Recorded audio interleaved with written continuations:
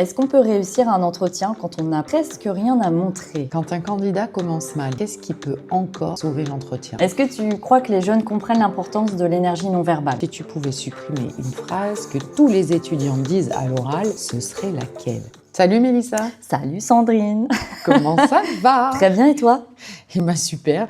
En fin de compte, c'est notre clé d'entrée. C'est notre clé d'entrée, ouais, à chaque fois. Eh ben super, parce qu'on est ensemble pour enregistrer quoi? Un nouvel épisode de podcast en duo. En duo. Ouais. Et là, avec un format un petit peu particulier, Ouais. parce que faisons preuve de créativité. Rien n'est jamais permanent, sauf le changement. Ça fait au moins 3-4 C'est ce que épisodes j'allais dire. que je n'ai pas sorti. Donc, on va changer un peu notre fusil d'épaule. Mais avant de découvrir notre nouvelle façon de fonctionner, en tout cas pour cet épisode-là, Oui. on va parler de quoi, Mélissa? On va parler de posture de manière générale, en entreprise ou pas forcément qu'en entreprise, mais c'est surtout qu'on va en parler, mais avec nos tips. Alors oui, on va en parler avec... j'aime bien ce mot tips. Je trouve que ça fait dips. C'est bon à manger, ça, non? C'est quoi les dips? Les dips, c'est les dips, c'est pas les petites choses qu'on grignote avec un bon verre de vin? Attends, je vais mettre dips nourriture. Ah oui, les dips comme ça, d'accord. Bien, ou oui, tout à fait. On commence. Oui. Donc du coup, oui, on va parler, on va donner des tips. Et en fin de compte, on a essayé de classifier un peu avec notre regard. Alors mon regard de X et ancienne manageuse et j'ai fait quand même un peu de recrutement dans ma vie d'avant. Donc ce regard-là de X, d'ancienne manageuse et surtout de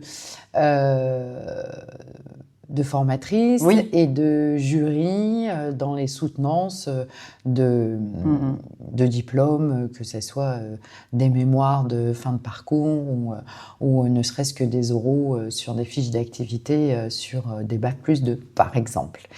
Donc, on va se poser des questions et puis on va essayer d'y répondre. Et toi, c'est quoi moi, j'ai managé aussi. C'est aussi le rôle de recrutement, surtout moi, ce que j'attends quand je vais commencer à recruter, etc. Parce qu'évidemment, ça arrivera. Ça faisait partie de mes objectifs avec la boutique. Bon, bref, on verra. Donc, ça va être le positionnement, en cas de recrutement, etc. Le côté formateur aussi, avec ce qu'on attend. Le jury aussi, parce qu'on fait du jury quand on est sollicité pour ça.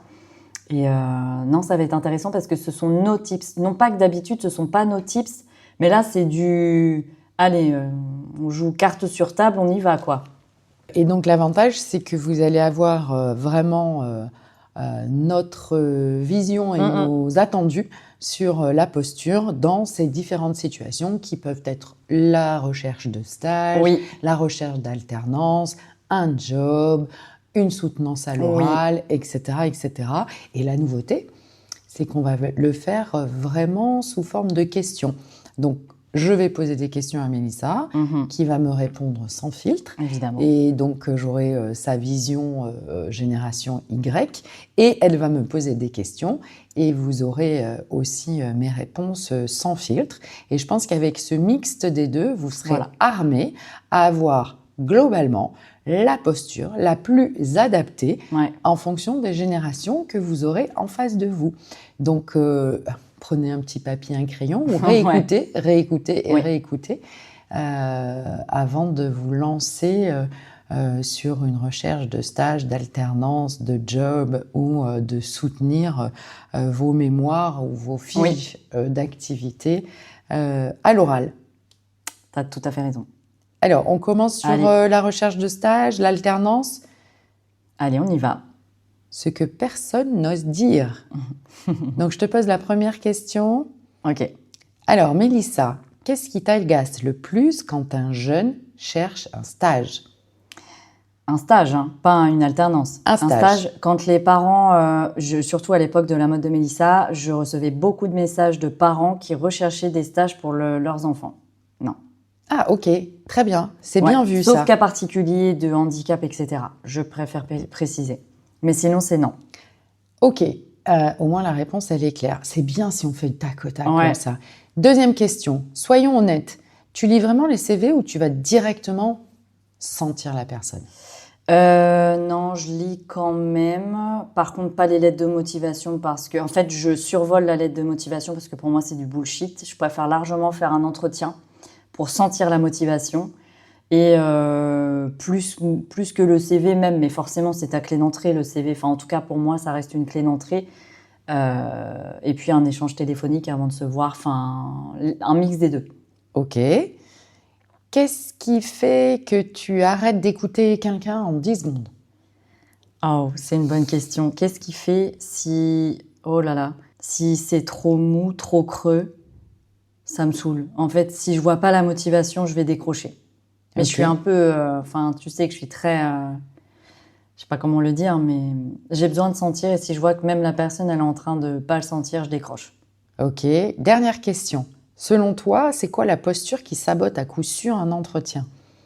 La posture physique ou verbale? Enfin, déjà, oui, La le posture, vocabulaire. c'est tout, la posture. Ouais, On n'a ouais, pas ouais. défini la Non, posture. mais t'as raison. Hmm. Le vocabulaire, déjà, qui peut être, si c'est à base de frère, wesh et tout ça, c'est non. J'ai envie de te dire un peu le vestimentaire quand même. Si c'est habillé en mode un peu trop à l'aise, jogging, alors on ne doit pas juger par le vêtement, mais pour moi, ça fait partie de la posture. Et en fait, si tu viens travailler avec moi, tu me représentes. Donc un minimum, je veux pas que les gens ce soient des fashionistas, bien que voilà. Mais ça c'est pour ceux qui me connaissent. Mais un minimum quand même. Ok.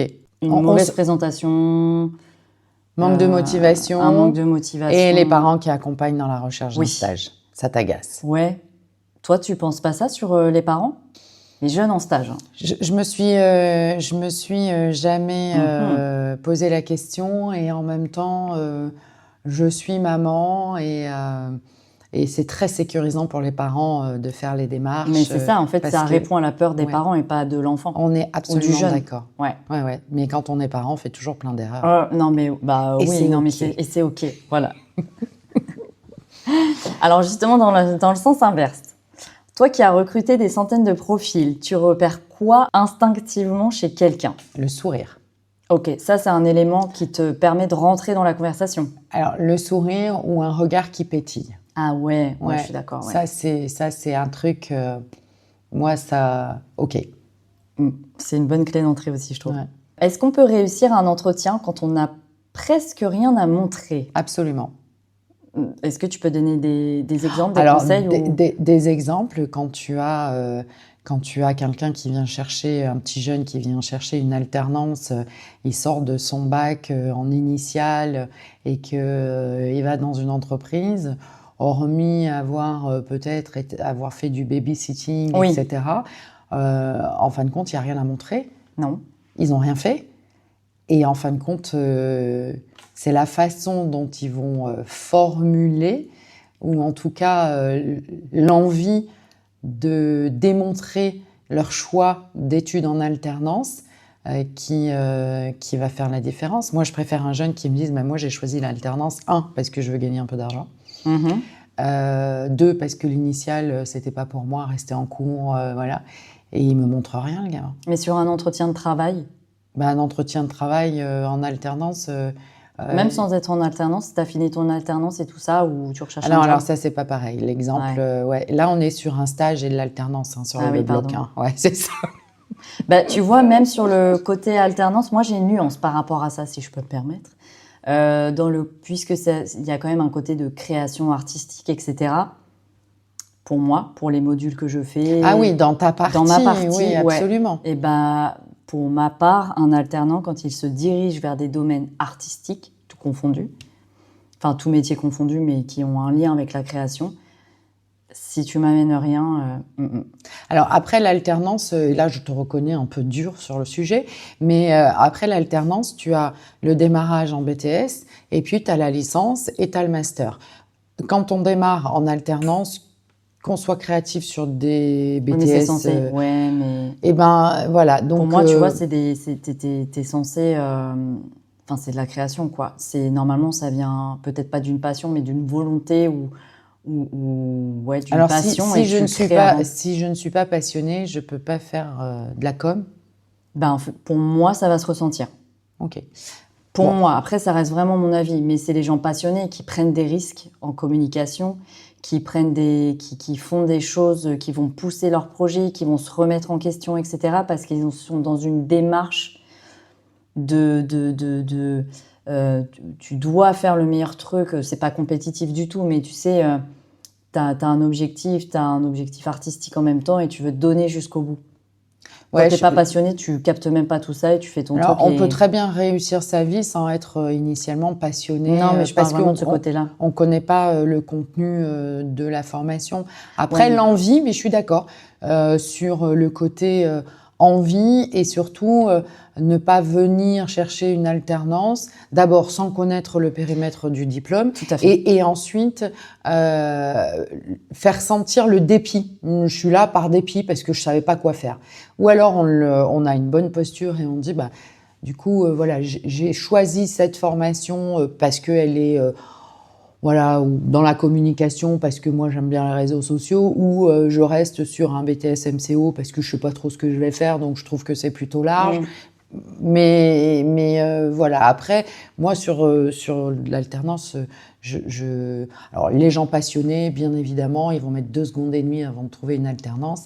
Mais il y a tous les autres. Il y a tous les autres, effectivement. Mais sur le côté vraiment métier de création, pour moi, c'est obligatoire. D'ailleurs, la preuve en est, même quand tu es en initiale, tu dois montrer, peu importe ton âge, que tu sortes de collège, justement, ou qu'après tu demandes en +2, +3, +5. Tu dois montrer ce que tu fais, tu dois montrer ta créativité pour intégrer des cursus, tu vois. Et parce que moi, j'ai été dans l'initiale très formaté là-dessus, quoi. Mais ouais. Je pense qu'on peut réussir un entretien même si on n'a pas grand-chose à montrer, parce qu'il y a aussi les soft skills et ce que tu dégages. Et ça, je suis plus dure là-dessus, je sais. Pour moi, c'est quelque chose qui prime sur avec de la volonté. Si t'as des vraies valeurs, tu pétilles, t'es positif, t'as envie. La passion, elle peut venir après. Elle peut venir après, ça c'est sûr. Mais ce serait intéressant justement d'avoir des retours pour ce point de divergence. Alors, une autre question. De manière générale, tu penses que les jeunes se surévaluent ou se sous-évaluent? Et pourquoi? Alors, moi, je pense Alors ça aussi, je suis génération X. Oui. Donc, je pense que vis-à-vis de ma posture, ils ont tendance à se sous-évaluer. Et pourquoi? Parce qu'ils ont l'impression qu'ils ne savent rien. Ouais. Et donc, à nous un peu de les rassurer. Mais allez, dans les 80% du temps, ils se sous-évaluent. Et je dirais même que si j'en avais... Ça m'est jamais trop arrivé, peut-être une fois. Si j'avais quelqu'un qui arrive et qui se surestime, et c'est pas surévalué, c'est surestime, là, ça me gêne un peu. Ouais, je suis d'accord avec toi. J'aime bien qu'on fasse preuve d'humilité, etc. Ouais, je suis totalement d'accord. Je comprends totalement. Quelle est la phrase qui te fait comprendre que la personne n'a aucune stratégie? Ça, c'est intéressant. Quelle est la phrase qui va me faire comprendre que la personne n'a aucune stratégie? Quand elle ne répond pas alors pourquoi mon entreprise? Ah ouais, c'est la base. Mais déjà, avant, tu t'enseignes. C'est la base. Oui, je sais. Mais du coup, par dépit, il ratisse très très large. Oui. Et du coup, le domaine d'activité, c'est pas primordial. Et là, je pense qu'ils ont besoin d'être guidés. Et ils ont le droit de dire que c'est pas un domaine d'activité qui les attire. Et c'est ce domaine d'activité-là qui doit faire sa com et dire chez nous, on peut faire aussi ça. Donc voilà. Ouais. C'est ça, le domaine d'activité où pourquoi vous êtes là je sais pas. Ou cherche un travail. Ouais. Ah, non, j'ai besoin d'une alternance. Voilà. C'est quoi pour toi une posture solide, même chez quelqu'un qui est très stressé pendant un entretien? Qui arrive à répondre à toutes mes questions. Ok. Ouais. Et qui reste... Même si tu le sens hyper stressé Ah ou... oui. Ouais. Oui, c'est clair. Parce que le stress, en même temps, c'est pas facile de passer des entretiens, etc. Tu sors totalement de ta zone de confort. Donc, il y a des gens, ça peut complètement les stresser. Donc, c'est un facteur que tu ne verras plus après si tu engages la personne. Tu sais, elle va s'intégrer, se relâcher, elle va se révéler. Donc, effectivement, je comprends tout à fait, ouais. Et donc, du coup, si on se dit... Alors, du coup, encore un toc de langage. Donc, pendant l'entretien, si on se dit, là, on vient de se dire que le stress, c'est pas vraiment un problème. Ouais. Donc, qu'est-ce qui, selon toi, devient problématique alors? Bah, déjà, on l'a un petit peu dit, le fait que la personne dise je vous ai trouvé là sur Internet ou juste le numéro de téléphone ou que la personne ne s'est pas renseignée sur ton activité, ça me dérange, clairement. Parce que d'ailleurs, tu as vu, on a eu une conversation où il n'y a pas longtemps, je t'ai expliqué qu'on nous avait contactés et je t'ai dit ce que j'apprécie, c'est que je vois que la personne elle s'est renseignée sur notre asso et ça, pour moi, tu marques des points. Ça te flatte? Avant d'appeler. C'est pas que ça me flatte, c'est qu'en fait, pour moi, tu vois, ça s'appelle... Comment ça s'appelle? Je ne sais pas. De la préparation. De la préparation. Et je mets ça dans... Je sais même pas dans quel cas je mets ça, mais en fait, pour moi, c'est carrément normal que quand tu démarches quelqu'un, tu te renseignes, en fait. C'est la base, tu vois. Oui, c'est la base. Je suis d'accord avec toi. Tu peux pas aller faire un entretien sans connaître... en tout cas... connaître le domaine d'activité et ce qu'ils font, et la stratégie. Et aujourd'hui, on a tous les outils pour le faire facilement. Une autre question? Oui. Quand un candidat commence mal, qu'est-ce qui peut encore sauver l'entretien, à ton avis? Qu'est-ce qui pourrait sauver un entretien? C'est que finalement, en fait, je me rends compte que peut-être que ça a mal commencé justement pour des questions de stress, de mauvaise position ou quoi, et que finalement, je vois la personne s'ouvrir dans l'échange, se redresser, parce que souvent, il y a toute une posture quand même, hein. Se redresser, s'ouvrir et se mettre à sourire et me dire, me prouver sa motivation. À toi, vraiment, ça ressort la motivation, hein. Ah oui. Quand un candidat qui ne sait pas t'écouter... En entretien, qu'est-ce que tu fais? Tu donnes une chance ou c'est rédhibitoire? Non, déjà, tu me fais perdre mon temps si t'es venu et que tu m'écoutes pas. Moi, je serais plus pestouille que toi, pour le coup. Ah ouais? Tu vas dire aussi, mais moi, c'est la personne qui m'écoute pas, je lui dis, est-ce que vous pouvez me faire un résumé de ce qu'on vient de se dire? Ah oui, moi, je le fais même pas parler. Je dis, ok, c'est bon, ça vous intéresse pas. Ah ouais, non, alors moi, je vais lui rendre service parce que je vais lui montrer qu'il m'a pas écouté, quoi. J'avoue. Non, par contre, ça doit être très, très déroutant. De recevoir une personne pour un entretien et que tu te rends compte qu'en fait, elle ne t'écoute même pas ou qu'elle ne réagit pas aux questions que tu poses. Ça doit être très déroutant. Parce que c'est la personne à la base qui t'a sollicité pour l'entretien. Tu vois? Oui, mais elle t'a sollicité pour un entretien parce que tu as laissé... Non, ça peut être des candidatures, tu sais, spontanées ou des candidatures de poste. Tu reçois parce que le CV était intéressant. Oui, pour faire ta base de données, en avoir sous le coude. Oui, aussi, ouais. Qu'est-ce que les jeunes surestiment totalement dans un entretien? La paye. Vous voyez pas, mais elle est choquée. C'est vrai. C'est vrai. Attends, j'en ai encore parlé. Mais non, qu'est-ce que les jeunes surestiment? Moi, j'aurais pas pris la question. Ils surestiment la paye. S'imagine... Non, attends, je veux pas être méchante. J'ai encore eu cette discussion cette semaine où justement, et d'ailleurs ils ont été réalistes, des Bac+4, qui me disaient oui, là sur le document il est écrit que une fois qu'on a le master, on peut gagner 34 000 € bruts par an, je crois 34, 38, je sais plus. Bref, ça faisait 2003, 2005 net. Bon, ils ont été conscients que c'était ce qu'on nous disait, nous, à l'époque, dans les tarifs, tu sais, dans les magazines l'ONICEP, quoi. Pour ceux qui sont de ma génération. Non, pour moi, c'est vraiment ce truc-là qui surestime. Pas sous-estime, surestime, oui. Ouais, non, mais à un moment, on commence tous en bas. Enfin, voilà, il faut, pour moi... Alors, putain, je vais passer pour une vieille... Mais t'es Y, hein? Non, ouais. Non, mais tu vois, pour être performant aussi dans son travail, il faut laisser le temps au temps. Et il faut aussi prendre le temps de se donner le temps et de découvrir tous les échelons pour atteindre celui qu'on a envie d'atteindre. C'est propre à chacun. Tu es en train de dire qu'il faut savoir donner pour recevoir, c'est ça? Oui, ça oui. Et il faut surtout aller en bas pour comprendre comment ça marche en haut. Alors, moi j'ai une théorie sur le sujet. Il n'est pas forcément nécessaire de savoir faire de la technique purement quotidienne. Et j'aime pas le terme exécutant, mais voilà, c'est ce terme-là, pour être crédible. C'est pas la crédibilité. Un manager ou un manager, il n'est pas obligé de savoir faire exactement ce que la personne dans son équipe fait parfaitement bien. Le manager, il a besoin de comprendre et il a besoin d'optimiser le cas échéant et de s'appuyer sur la bonne personne au bon poste. Ça, c'est pour le coup, voilà. Et je pense que dans les équipes, une mixité de personnes, parce que les jeunes qui font un peu d'études, même si la compétence technique, tous, ils vont l'acquérir sur le domaine d'activité dans lequel ils vont travailler. Mais ce qui est plutôt intéressant dans les études supérieures, c'est qu'on t'apprend à structurer, à synthétiser, à piloter. Et c'est ce dont on a besoin. Moi, j'ai pas besoin d'un manager qui sache faire exactement ce que son équipe sait parfaitement bien faire. Je pense que ça dépend. Donc la crédibilité, elle vient plus par ta posture et ton savoir-faire de manager que ton savoir-faire purement dans l'activité. Parce que là, moi, je parle d'expérience, etc.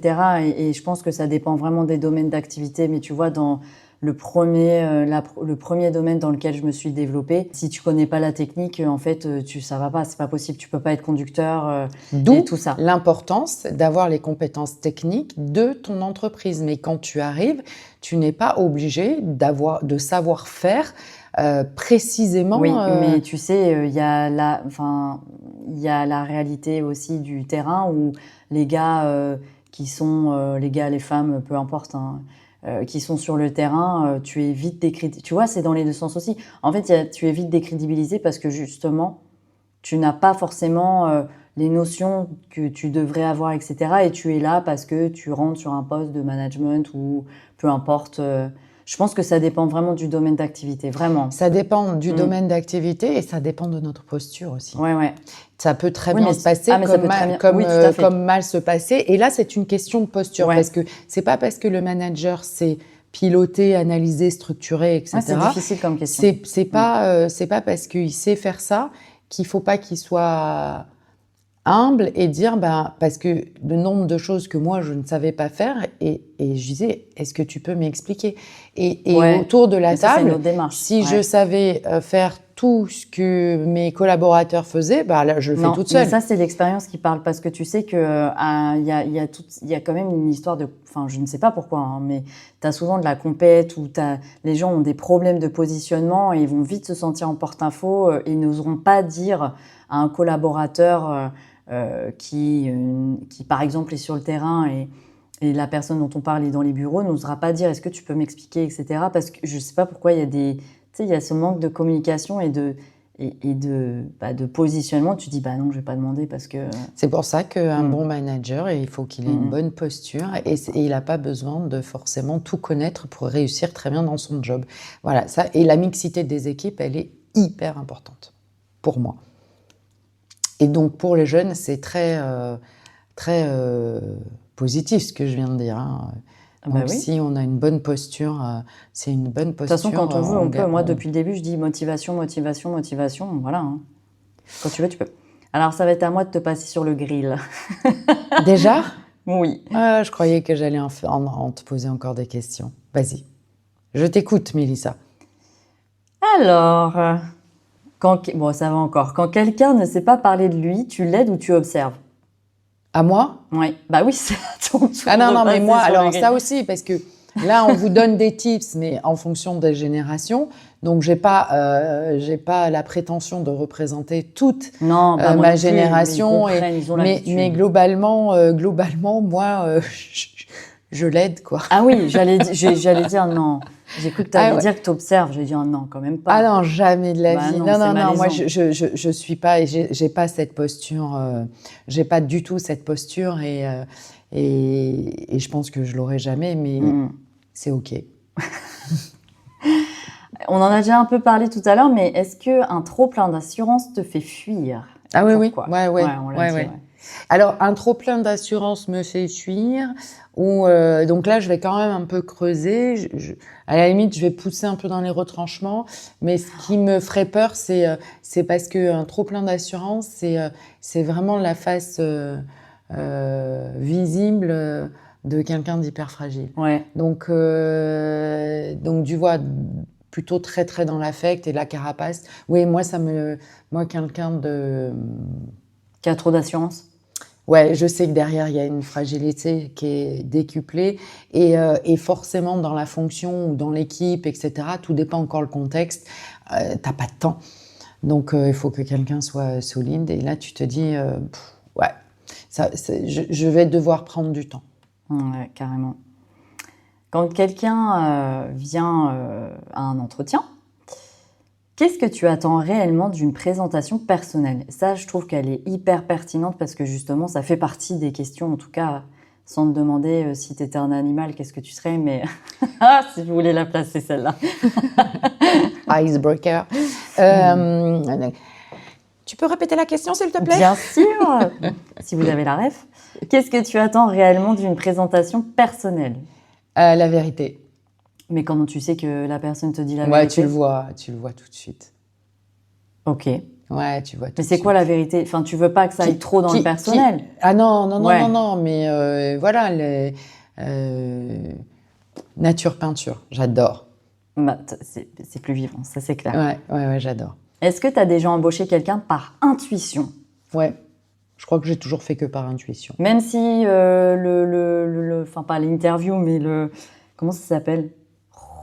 Alors, vraiment, le recrutement a été compliqué. Alors, le recrutement compliqué, non, parce que sinon, c'est pas l'intuition, elle s'arrête, quoi.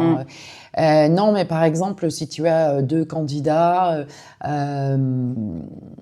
alors là, ce qui va faire la différence, c'est effectivement le niveau de compétence et ou si la personne a travaillé dans le même domaine d'activité. Mais par contre, la personnalité de celle que j'aurais laissé aller mon intuition, je vais réfléchir, mais j'aurais tendance, et je suis assez vigilante parce que je marche beaucoup à l'intuition et je suis assez vigilante sur le sujet. Parce qu'on peut pas tout faire par intuition. Donc, ouais, mais globalement, l'intuition, ouais. L'intuition. Ok. Je le sens ou je le sens pas. Je suis pas Madame Irma, hein, mais... Et dans l'équipe, c'est super intéressant. Je sais pas si j'ai eu cette qualité-là et je pense que j'aurais pu faire beaucoup de progrès à ce niveau-là. C'est que dans une équipe, ne pas ramener l'intuition à ce que moi j'aime, mais dans l'équipe, comment ça peut s'intégrer. Et là, du coup, comme l'intuition, c'est vraiment... voilà, il faut faire quand même attention. Ouais, et pas toujours écouter son intuition. Voilà. Est-ce que tu crois que les jeunes comprennent l'importance de l'énergie non verbale? Alors, Est-ce que déjà tu veux définir ce que c'est l'énergie non verbale? Ah ouais, bah c'est la posture non verbale, c'est la façon dont je me tiens sur une chaise, c'est la façon, le timbre de ma voix. Et dans les cours que je donne sur la prise de parole en public, on fait beaucoup d'exercices sur le sujet et j'en ai encore inventé 2 là, je suis impatiente de les tester. Enfin, inventé, prétentieuse. Non, je me suis inspirée et je vais... parce que non, ils s'en rendent pas compte. Quand les jeunes parlent, et ils parlent vitesse 1,5 comme sur TikTok, et là, toi, t'es là, ça va pas le faire. Et non, ils s'en rendent pas compte. Ils s'en rendent pas compte. Ouais, alors, je pense que... alors, moi, ceux qui sont dans mon entourage, à force de le répéter, ils savent à quel point je suis très attachée à la posture. Et donc, du coup, ils vont faire attention plutôt à se tenir droit, à essayer. Mais cette façon de parler très, très vite, ils s'en rendent pas compte. Non, ouais, t'as raison. Ouais, ils s'en rendent pas compte. Est-ce que j'ai répondu à ta question? T'as répondu à ma question.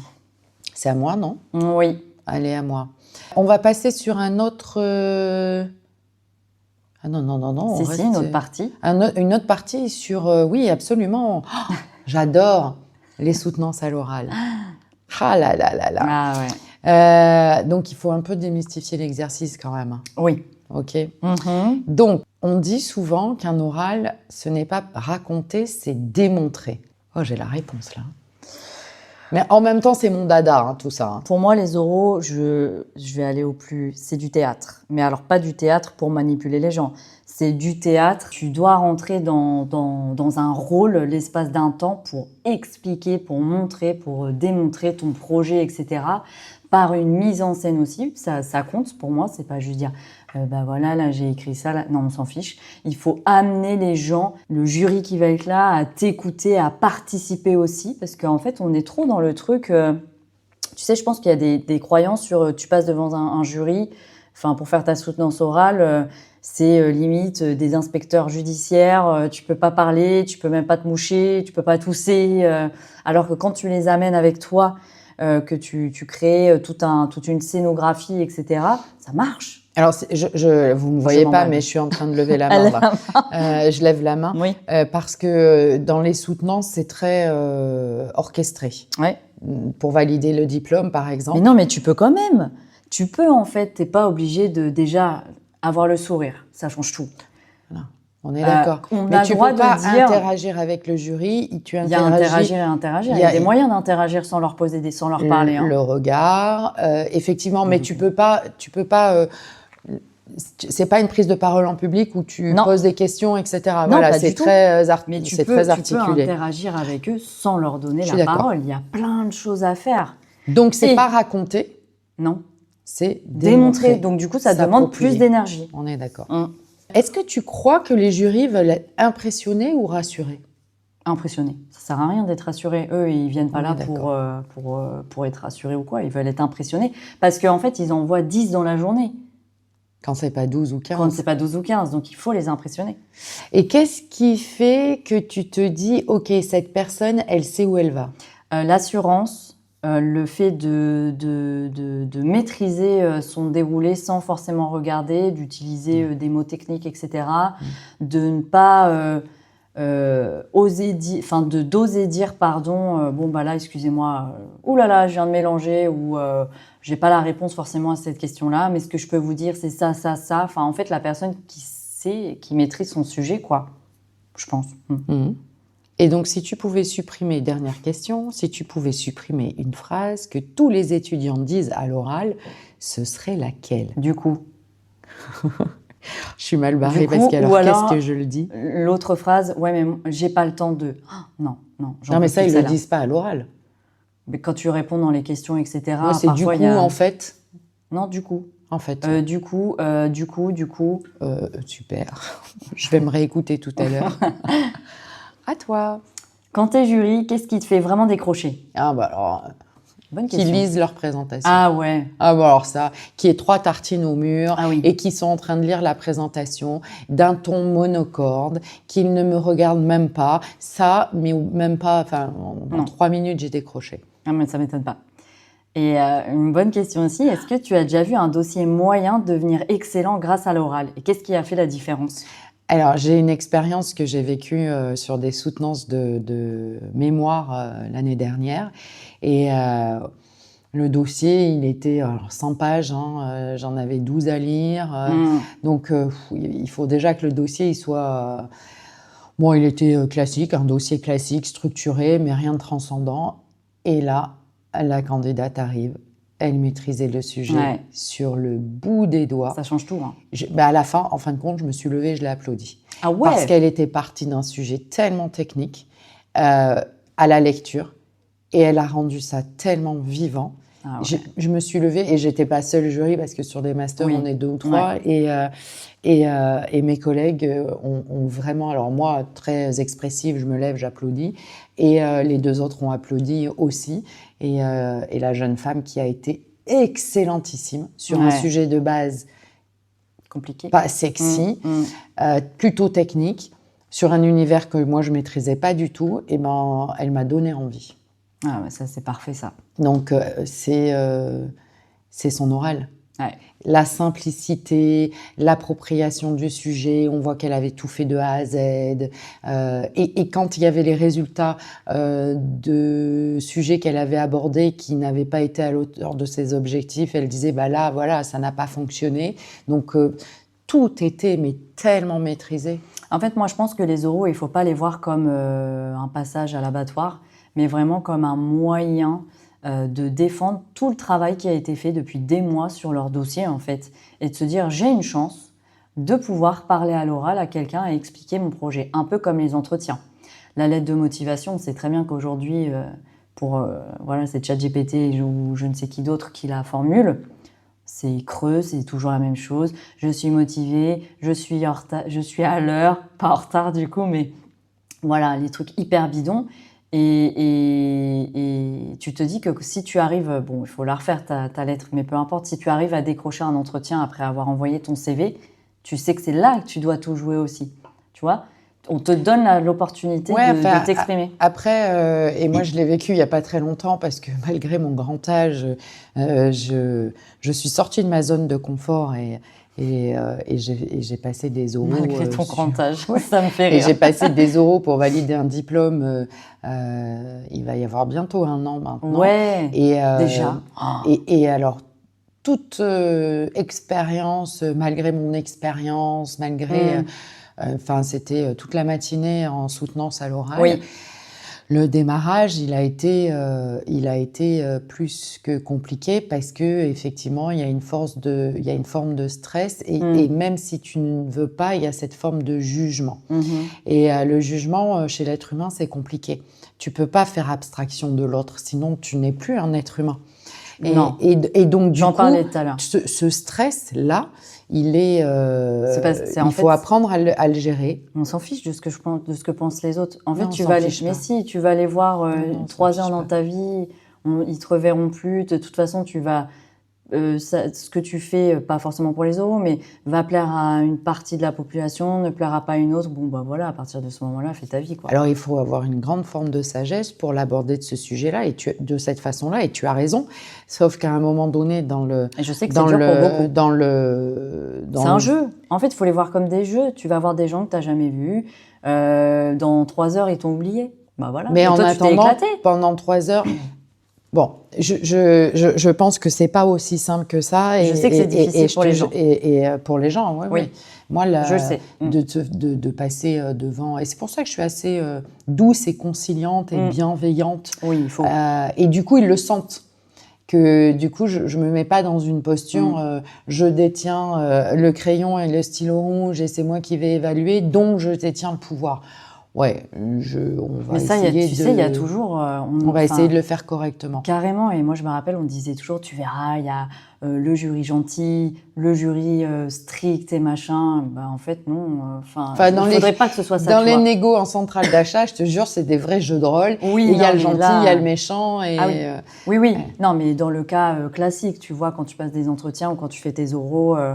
on te dit toujours ça et en fait, je vois pas pourquoi il y a toujours un rôle de méchant. Et c'est vrai que pour avoir été jury, à chaque fois, il y avait quelqu'un dans le lot qui faisait « Non mais ça va, ils sont en train de passer leur oraux de fin d'examen, sois gentil, en fait, t'as été à leur place il y a 30 ans en arrière. » Et être gentil, ça veut pas dire que tu n'évalues pas correctement les compétences. Ça n'a rien à voir. Parce que les gens ont tendance à imaginer en disant, bon, il est un peu trop bienveillant, un peu trop sympa, un peu machin. Sauf que quand tu peux dire les choses et tu peux évaluer de manière très juste. Tout à fait. Et en étant... parce que bienveillant et gentil, ça veut pas dire tu prends pas tes responsabilités. Je pense que plus tu es bienveillant et plus tu es sympa, plus tu peux prendre tes responsabilités et tu les accompagnes vraiment sur le sujet pour les faire progresser. Sandrine présidente.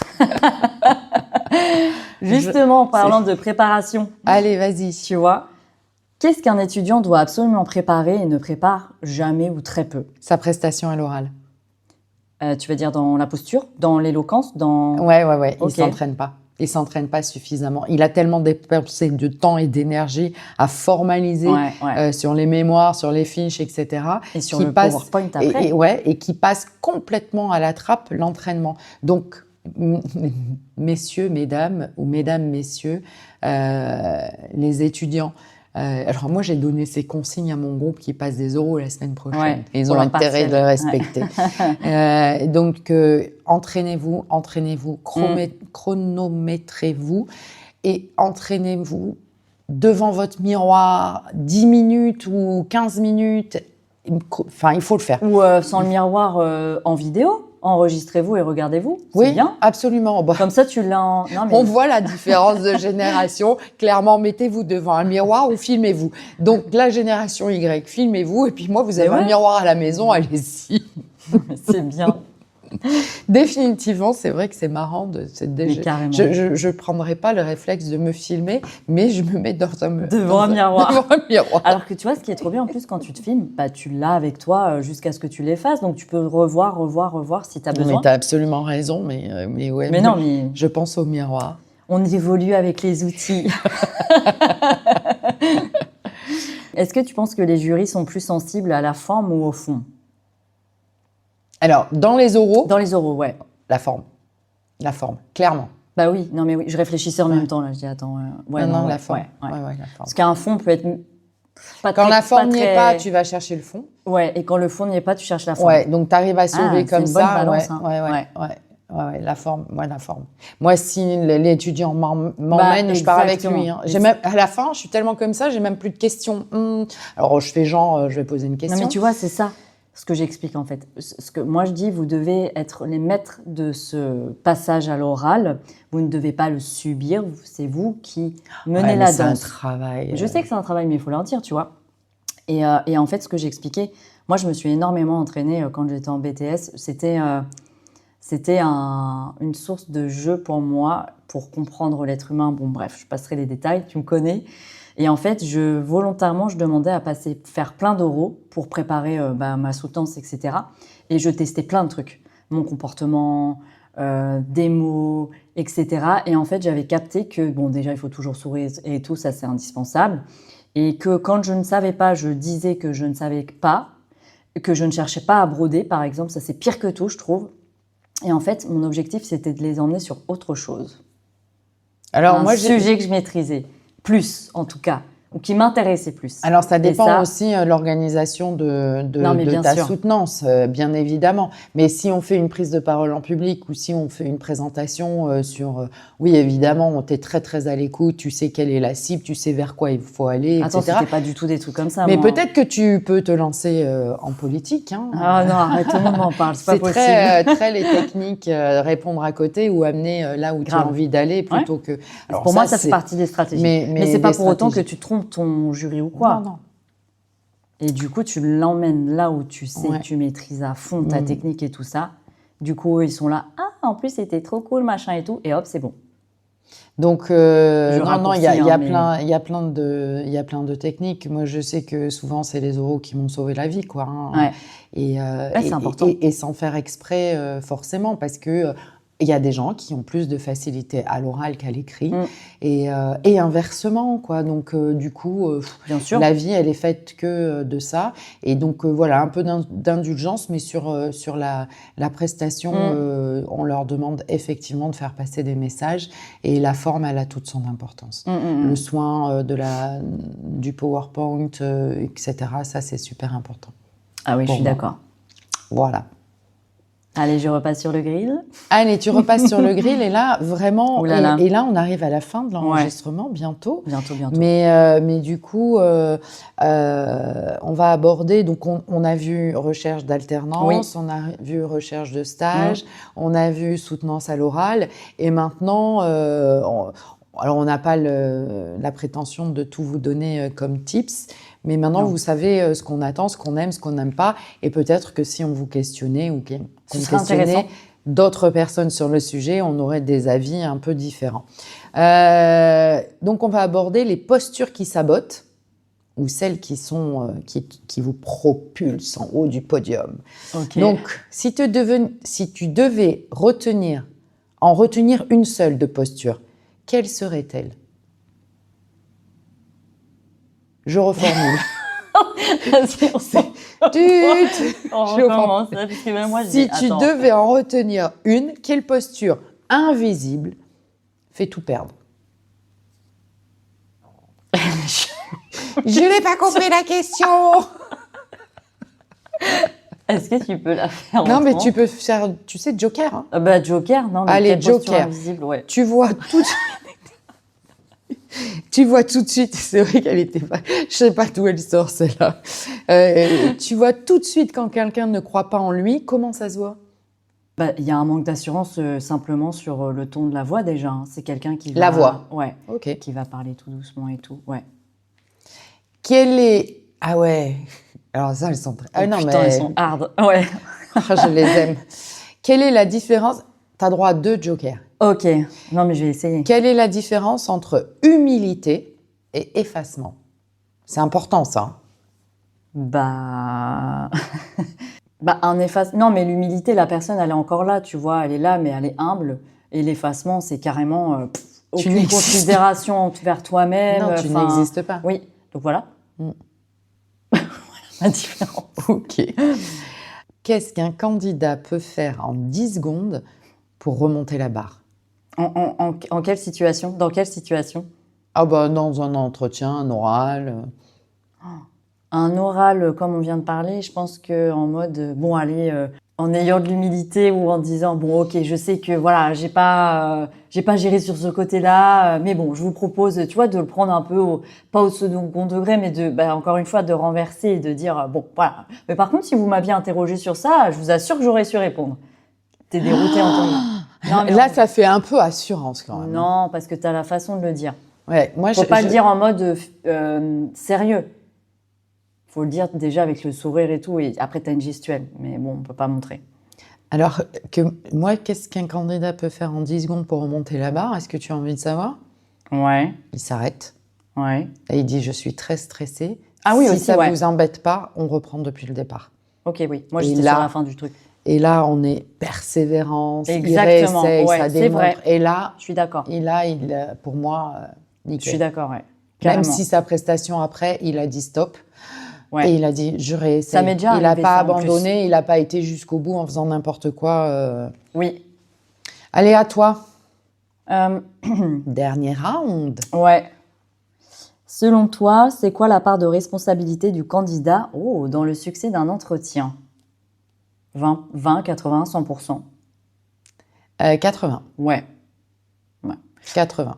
Tu as déjà vu quelqu'un totalement se transformer entre le début et la fin? Et d'après toi, qu'est-ce qui aurait pu déclencher ça? Le track. Ouais, ouais.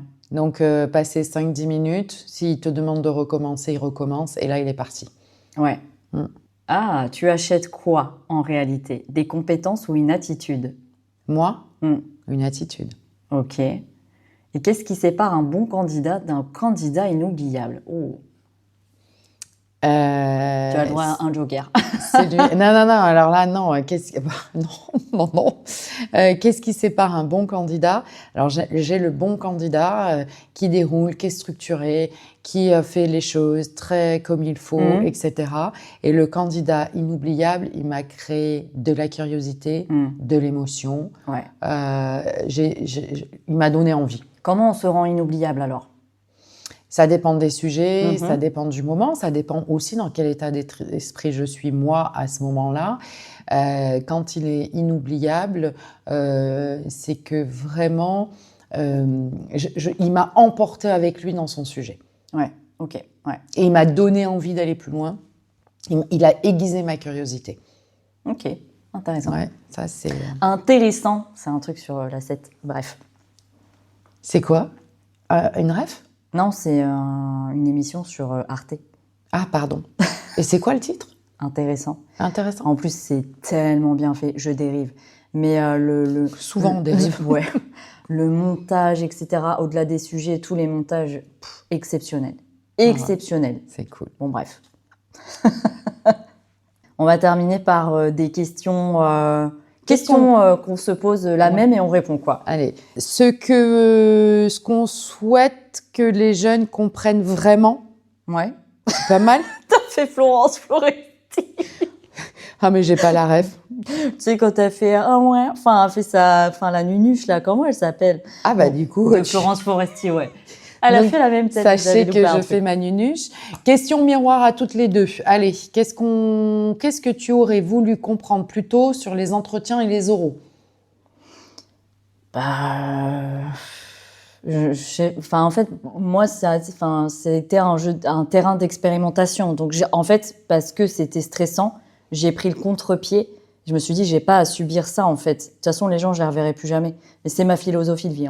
Donc, de ce fait, je vais plutôt m'éclater dans ce que je vais raconter plutôt que de subir, en fait. Je suis pas là pour, je suis pas là pour souffrir. Je suis pas venue pour souffrir, ok? Voilà, c'était clairement ça. Et toi? Moi, ce que j'aurais voulu comprendre plutôt sur les entretiens et les oraux, qu'il n'y a pas d'enjeu. Bah, c'est ça. Je vais pas mourir. Exactement. Ouais. Mais j'aurais aimé le comprendre à l'âge où je les ai passés. Carrément. Alors, qu'est-ce que tu vois chez les candidats d'aujourd'hui que tu ne voyais pas avant? Une forme d'assurance que je ne voyais pas avant. Ou en tout cas, je ne le sentais pas de cette manière-là. Ouais. Je pense qu'ils ont compris qu'il n'y avait pas forcément d'enjeu et en même temps, ils ne réussissent pas si bien que ça les oraux ou les entretiens. Donc, Oh, le taquet. Ouais. Non, mais c'est sûr, c'est évident. Ouais, Ils ont compris qu'il n'y avait pas forcément d'enjeu. Ouais. Ils ont plus d'assurance. Ouais, Je moi, les trouve plus assurés. Je dirais plus d'assurance et ils assument plus qui ils sont, malgré tout, je trouve. Et en puis, tout cas, s'ils ratent un entretien ou un machin, c'est pas de ma faute. Ah oui. Oui. Mais on n'est pas gentil. Ça résume tout. Non, on n'est pas gentil. Je les trouve à la fois avec un peu plus d'assurance, mais ils ont plus d'assurance, mais comme ils n'ont pas ce stress, ou en tout cas pour la plupart d'entre eux, ce niveau de stress que par exemple ma génération avait, donc ils préparent moins, ils s'entraînent moins, et c'est ce qui fait, et du coup ils revendiquent peut-être une forme de posture dans le style, dans la façon de s'exprimer, mais ça passe, c'est pas...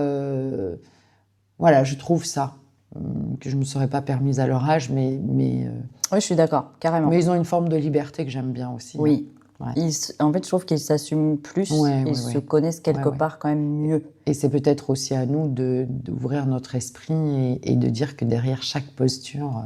Oui, mais c'est le cas. Hein. Oui, c'est le cas, c'est le cas. Alors, si on devait retenir qu'un seul conseil de posture pour toute une génération, ce serait quoi? Restez vous-même. En arrondissant un peu les angles et en suivant les conseils. Respect. Ouais, c'est ça. Respect et bienveillance. Ouais, voilà. Ouais, merci. Pas de rien. J'adore. Ça me fait drôle, bienveillance dans ta bouche. Ah bah quand même. T'es en train de dire que je suis pas bienveillante. Tu m'as appelée Florence Foresti. Mais attends, elle est carrément drôle. Mais oui, avec sa meuf là qu'elle fait. Mais elle est carrément drôle. Enfin, elle était. Alors, de mon point de vue, elle est un peu moins maintenant, mais parce que c'est redondant, il n'y a pas de... Je croyais elle que se renouvelle dire, pas. Parce qu'elle vieillit. Non. Qu'est-ce que les jeunes sous-estiment complètement dans la relation recruteur-candidat?